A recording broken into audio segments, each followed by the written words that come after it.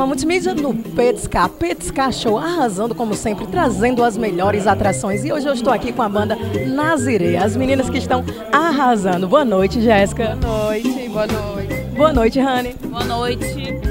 Boa noite, Jordânia. Boa noite. Bom, meninas, fala do trabalho de vocês, que a cada dia vem crescendo aqui na nossa região do Cariri.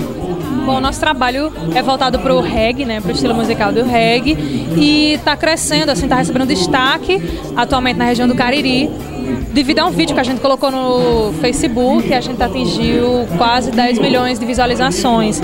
Isso é muito bom pra gente, porque a gente conseguiu mostrar que na região do Cariri a gente tem uma banda de reggae e também poderia valorizar as outras bandas daqui da região. Tá sendo bom pra gente, tá tendo um grande retorno positivo, né?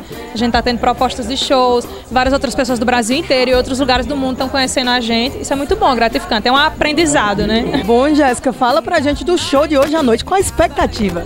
A expectativa totalmente positiva. A gente tá com muita coisa boa, muita música boa, música nova no repertório, né? Que a gente espera que todo mundo goste e agrade.